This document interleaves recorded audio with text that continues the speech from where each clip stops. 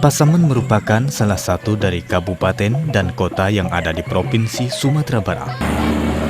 Dengan luas wilayah 3.947,63 km persegi yang terdiri dari 12 kecamatan dan 32 nagari. Secara geografis, Pasaman dilintasi Khatulistiwa dan memiliki ketinggian daerah antara 50 meter sampai dengan 2.240 meter di atas permukaan laut. Pasaman yang secara kultural merupakan bagian dari Minangkabau, lazim memiliki berbagai kesenian daerah. Salah satu kesenian daerah ini adalah Ronggeng Pasaman. Ronggeng Pasaman merupakan salah satu tradisi lisan Minangkabau.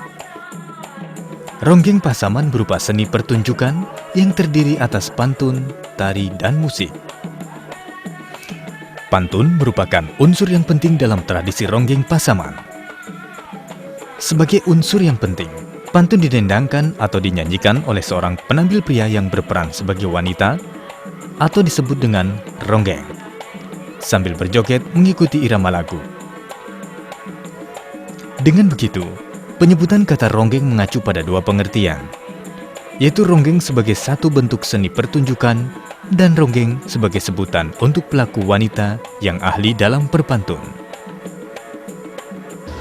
Nama ronggeng ko waktu itu tuh di alunado urang kamagih namo budaya ko leh. Jadi dinamon lah budaya ronggeng. Saboknya kok pantun, kok lagunya namanya, lagunya cari-cari di luar, tidak di konsep dah. Itu ronggeng namanya apa ya?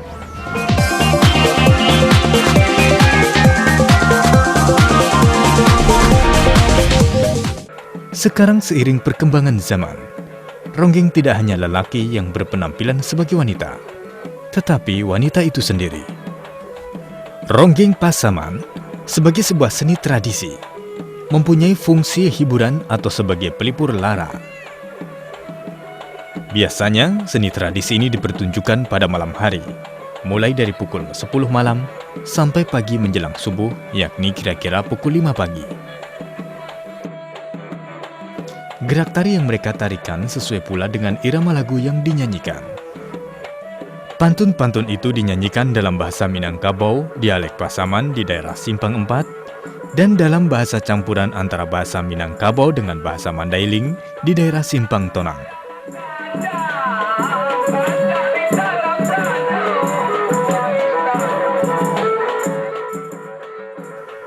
Perbedaan dalam pemakaian bahasa ini sangat dimungkinkan, oleh karena letak daerah Simpang Tonang lebih dekat ke perbatasan Sumatera Utara. Dari irama lagu dan bahasa yang dipergunakan dalam tradisi Ronggeng Pasaman ini, dapat dikatakan bahwa ia merupakan salah satu contoh seni tradisi yang ada di daerah perbatasan, yang lahir dan hadir di tengah-tengah masyarakat dari dua etnis yang berbeda. Kedua bentuk ini pula lah yang dikatakan sebagai kenyataan-kenyataan yang dikondisikan oleh percampuran masyarakat dari etnis yang berbeda, yang terefleksikan dalam salah satu seni tradisi masyarakatnya. Mulainya setahu apa tahun 50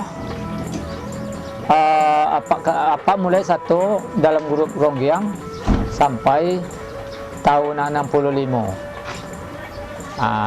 Karena budaya-budaya di daerah kampung-kampung apa ndak ada. Makulah disusun anggota ronggeng. Mau terjadilah ronggeng ko. Basaraton yo randai waktu itu sekali. Itunya sejarahnya dapat. Penampil atau pemain dalam pertunjukan ronggeng Pasaman dapat dibagi 3, yaitu penampil wanita atau ronggeng, penampil pria, dan pemain musik. Ronggeng merupakan unsur yang terpenting di antara 2 unsur lainnya. Hal itu disebabkan oleh penampil pria dapat berasal dari penonton dan pemain musik dapat pula dijabat oleh banyak orang. Artinya, penampil pria dan pemain musik dapat dilakoni oleh banyak orang. Akan tetapi, tidak semua orang dapat bermain sebagai ronggeng, karena peran itu membutuhkan kemahiran dan keahlian dalam berpantun. Selain itu, tidak semua orang bersedia dan berkenan memakai pakaian dan berdandan seperti wanita.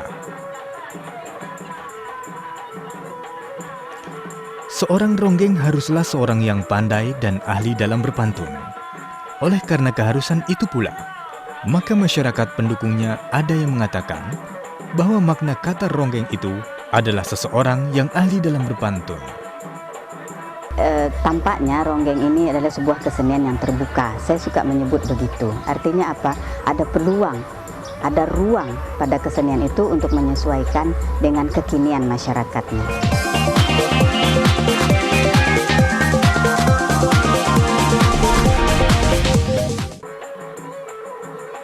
Di samping itu, seorang ronggeng juga mempunyai pemagar diri. Artinya, seorang ronggeng itu juga memiliki ilmu kebatinan. Ilmu kebatinan ini bermanfaat untuk dapat tampil dengan baik, tanpa gangguan secara ilmu kebatinan pula. Ilmu kebatinan itu diperlukan untuk menjaga kemungkinan terjadinya berbagai hambatan selama pertunjukan berlangsung, terutama untuk menghindarkan dan menangkis bermacam gangguan ketika sedang dalam pertunjukan. Berbeda dengan ronggeng, biasanya penampil pria berasal dari kalangan penonton. Artinya, siapa saja dapat menjadi penampil pria dalam tradisi ini. Siapa saja, artinya semua pria yang juga mempunyai kemampuan dalam berpantun. Akan tetapi, kemampuan berpantun penampil pria ini tidak sebagaimana yang harus dipunyai oleh seorang ronggeng. Penampil pria ini dapat bertanya dan berdiskusi dengan penampil lainnya. Ketika mendapat kesulitan dalam membalas atau menjawab pantun yang didendangkan oleh ronggeng. Atau, ketika sudah tidak dapat lagi mencipta dan mengubah pantun yang akan didendangkan kepada ronggeng, mereka dapat bertanya kepada penonton yang lain. Begitu juga, penonton dapat membisiki mereka dalam membalas pantun-pantun dari ronggeng.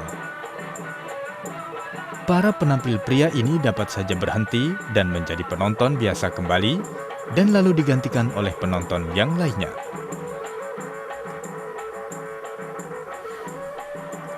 Jumlah penampil pria paling sedikit berjumlah 3 orang. 1 di antaranya berpantun dan berjoget dengan ronggeng secara bergantian. Sedangkan 2 penampil yang lainnya hanya berjoget secara bergantian pula. Penampil pria yang sedang menari berpasangan dengan ronggeng berkewajiban membalas pantun-pantun yang didendangkan oleh ronggeng tadi. Pantun-pantun yang didendangkan itu bersifat bebas dan lepas, tidak membentuk suatu kesatuan cerita. Ia tergantung pada situasi dan kondisi yang ada di dalam arena pertunjukan. Pemain musik dalam tradisi ronggeng Pasaman relatif tertentu, seperti layaknya anggota sebuah grup seni tradisi. Biasanya, pemain musik ini paling sedikit terdiri atas 5 orang.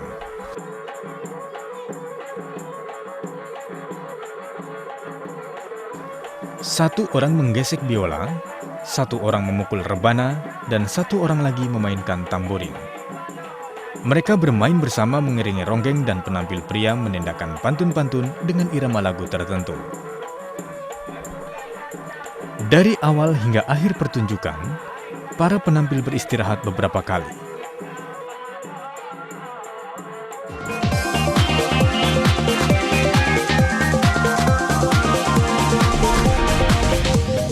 Biasanya, setiap kali sesudah istirahat terjadi pertukaran irama lagu. Pertukaran irama lagu ini dapat pula berganti atas permintaan para penonton. Bagi penonton, pertukaran itu diminta agar pertunjukan tidak monoton dan mereka tetap bersemangat mengikuti pertunjukan itu sampai akhir. Dalam pertunjukannya, ronggeng memakai baju kebaya atau baju kurung dengan selendang diselempangkan di badan atau dikerudungkan di kepala. Penari pria memakai baju biasa dan kadangkala memakai selendang yang dililitkan di leher.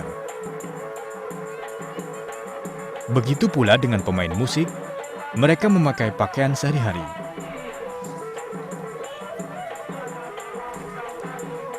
Sejak dikenalnya tradisi ronggeng ini di Pasaman, yang diperkirakan pertama kali diperkenalkan oleh para pekerja transmigrasi yang berasal dari Jawa, di kebun-kebun karet di Pasaman, ada dua pandangan terhadap tradisi ronggeng ini. Pertama, pandangan dari kaum tua, khususnya dari kalangan agama yang menganggap bahwa tradisi ronggeng ini tidak sesuai dengan ajaran Islam. Anggapan itu terutama disebabkan oleh adanya penampil pria yang berdandan menyerupai wanita. Namun begitu, kalangan tua ini tidak melarang tradisi ini dipertunjukkan, dengan syarat tidak dipertunjukkan di dekat lokasi masjid, musola atau surau, apalagi di dalam tempat-tempat peribadatan itu. Kedua, pandangan dari kaum muda yang menganggap bahwa tradisi ini hanyalah sebuah hiburan. Oleh karenanya, adanya penampil wanita yang diperankan oleh pria yang berdandan menyerupai wanita atau ronggeng wanita itu sendiri bukanlah sesuatu yang salah.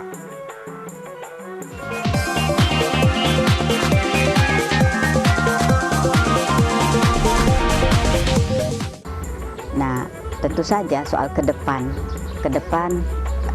mungkin kalau sikapnya begitu terbuka, mungkin ke depan dia akan menyesuaikan diri dengan situasi yang hidup di tengah masyarakatnya. Mungkin nanti kalau kemarin itu gerakannya seperti tari Melayu, mungkin besok akan ada joget dangdut di dalam ronggeng itu. Dan selagi masyarakatnya menerima, itu sah sebagai bahagian dari ronggeng. Jadi kalau pandangan apa untuk ke depannya, untuk 20 tahun kemudian nanti mungkin alun kailang ronggeng boleh. Sebab yang generasi muda itu banyak yang masuk, walaupun tak grup Iko, grup Cilai banyak, sampai kini kau grupnya 37 grup di daerah Pasaman kau. Sampai lo nyola la madon pertandingan pulau. Itulah sampai kini. Moga so ndak kailang dah. Budaya ronggeng ada. Satu usap. Tapi kalau ronggeng kini kurang baik, kurang rapi, kurang seni, merasa ndak salah, ndak mungkin kita kondisikan tradisi kau. Contoh, kok bisa kini kau pai kumbuah batu sangka jadi musik nasional dari dasar Selawik Dulang bisa jadi organ. Kok Indang Pariaman dari Asben bisa jadi musik nasional, bisa nyebut pentas. Jadi ambo sebagai nyinya mama atau datua, ambo terjun ke lapangan untuk menarikan kesenian ronggeng, inginnya berbangkit tradisional Pasaman.